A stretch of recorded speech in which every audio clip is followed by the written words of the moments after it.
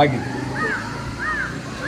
ನಾನು ಇಡೀ ರಾಜ್ಯಾದ್ಯಂತ ಬಂದ್ಗೆ ಹೋರಾಟ ಮಾಡಿರ್ತಕ್ಕಂಥ ಎಲ್ಲ ಕನ್ನಡ ಪರ ಸಂಘಟನೆಗಳು, ಬೇರೆ ಬೇರೆ ಸಂಘಟನೆಗಳು ಅವರೆಲ್ಲರಿಗೂ ಮೊದಲನೆಯದಾಗಿ ಅಭಿನಂದನೆಯನ್ನು ಸಲ್ಲಿಸ್ತೇನೆ. ಎಲ್ಲ ಜಿಲ್ಲೆಗಳಲ್ಲೂ ಸಂಪೂರ್ಣವಾಗಿ ಬಂದ್ ಅದರದೇ ರೂಪದಲ್ಲಿ ಅವರದೇ ಆದಂಥ ವ್ಯವಸ್ಥೆಯಲ್ಲಿ ಬಂದ್ ನಡೆದಿದೆ. ಕೆಲವು ಕಡೆ ಬಸ್ ಓಡಿಸ್ತಾ ಇದ್ದಾರೆ, ಜನ ಇಲ್ಲ. ಕೆಲವು ಕಡೆ ಓಟ್ ತೆಗೆದಿದ್ದಾರೆ, ತಿಂಡಿ ತಿನ್ನಕ್ಕೆ ಜನ ಇಲ್ಲ. ಬಸ್ ಸ್ಟ್ಯಾಂಡ್ಗಳಲ್ಲಿ ಜನ ಇಲ್ಲ.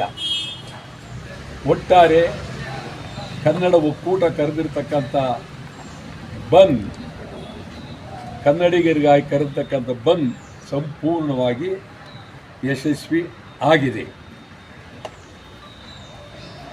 ಬಂದ್ನ ಬೇಡಿಕೆಗಳು ಎಲ್ಲವನ್ನ ನಾವು ಜನರ ಮುಂದಿಟ್ಟಿದ್ದೇವೆ, ಸರ್ಕಾರದ ಮುಂದಿಟ್ಟಿದ್ದೇವೆ ಮತ್ತು ದೇಶದ ಮುಂದಿನ ಇಟ್ಟಿದ್ದೇವೆ. ಪರಿಸ್ಥಿತಿಯಲ್ಲಿ ನಮ್ಮವ್ರನ್ನ ಸುಮಾರು ಬೆಂಗಳೂರು ಒಂದರಲ್ಲೇ 3,000 ಜನಕ್ಕೂ ಮೇಲ್ಪಟ್ಟು ಬಂಧನ ಮಾಡಿದ್ದಾರೆ. ರಾತ್ರಿಯಲ್ಲಿ ಸಿಕ್ಕವರು ನೋಟಿಸ್ ಕೊಟ್ಟಿದ್ದಾರೆ. ನಾಟಕದ ನೋಟಿಸ್ ಥರ ಸಿಕ್ಕವರಿಗೆ ನೋಟಿಸ್ ಕೊಟ್ಟಿದೆ. ನಾಟಕದವರು ಹಂಚಿಲ್ವೇನೋ ಹಾಗೆ ಸಿಕ್ಕವರಿಗೆಲ್ಲ ಹಂಚಿಬಿಟ್ಟಿದ್ದಾರೆ. ಅದು ಬೆಂಗಳೂರಲ್ಲಿ ಭಾಳ. ಬೆಂಗಳೂರಿನಲ್ಲಿ ಬೆಂಗಳೂರು ಕಮಿಷನರವರು ಒಳೊಳಗೆ ನಮ್ಮ ಮೇಲೆ ಒಂದು ಚಾಲೆಂಜ್ ತಗೊಂಡಿದ್ದಾರೆ. ಏನಾರು ಮಾಡಿ ಇವ್ರು ಬಂದನ್ನು ವಿಫಲ ಮಾಡಬೇಕು ಅಂತ ಚಾಲೆಂಜ್ ತಗೊಳ್ಳಿ. ಪಾಪ ನಾನೇನು ಅವ್ರನ್ನ ವೈಯಕ್ತಿಕವಾಗಿಲ್ಲ. ಈಗ ಭಾಸ್ಕರ್ ರಾವ್ ರಿಟೈರ್ ಆಗಿ ರಾಜಕೀಯಕ್ಕೆ ಬಂದರು. ಇವರು ರಿಟೈರ್ ಆಗಿ ಬರೋದಾದ್ರೆ ಬರಲಿ, ನಮ್ಮದೇ ಅಭ್ಯಂತರಿಲ್ಲ. ಅದ್ರ ಬಗ್ಗೆ ನಾವೇನು ಚಕಾರ ಎತ್ತಬೇಕಾಗಿಲ್ಲ. ಆದರೆ ಅವರು ವೈಯಕ್ತಿಕವಾಗಿ ತಗೋಬಾರ್ದು. ಇದನ್ನು ತಗೊಂಡು ನನಗೆ ಒಂದು ನೋಟಿಸ್ ಕಳಿಸಿದ್ದಾರೆ. ಇದೆಲ್ಲ ನಾನು ಇರ್ಬೇಕಪ್ಪ ನೋಟಿಸಲ್ಲಿ ನೋಟಿಸ್ ನನಗೆ ಕಳಿಸಿದ್ದಾರೆ.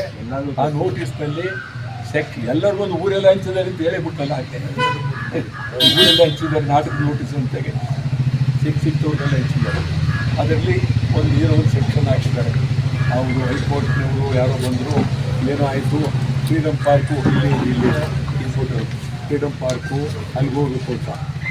ಇಡೀ ಬಂದ್ ಕರ್ನಾಟಕಕ್ಕೆ ಬಂದ ಬೆಂಗಳೂರು ಒಂದರಲ್ಲಿ 1,40,00,000 ಜನ ಇದ್ದಾರೆ. ಸ್ವಲ್ಪ 5% ಜನನೂ ಅಲ್ಲಿ ನಿಂತ್ಕೊಳ್ಳೋಕ್ಕಾಗಿಲ್ಲ ಇಲ್ಲಿ ಫ್ರೀಡಮ್ ಪಾರ್ಕ್ನಲ್ಲಿ. ನೀವು ಫ್ರೀಡಮ್ ಪಾರ್ಕ್ಗೆ ಬಂದುಬಿಡಿ, ಅಲ್ಲಿ ಹೋಗಲಿಲ್ಲ ಅಂತ ಅಂದರೆ ನೀವು ಯಾರನ್ನು ಬಿಡೋದಿಲ್ಲ. ಟೌನ್ ಹಾಲ್ ಹತ್ರ ಬರೋಕ್ಕೂ ಸಂಪೂರ್ಣ ಇದು ನಾನು ಈಗೊಂದು ಇದರಿಂದ ಪಾಪ ಇದು ಅನ್ನಬಾರ್ದು, ಅನ್ನಕ್ಕೆ ಹೋದರೆ ಸುಮ್ಮನೆ ನಾನು ಬೈತಾರಲ್ಲ ಅಂತೇಳಿ ಸುಮ್ಮನೆ ಹೆಂಚ್ಕೊಳ್ತಾರೆ. ನನಗೆ ನೋವಾಗುತ್ತೆ.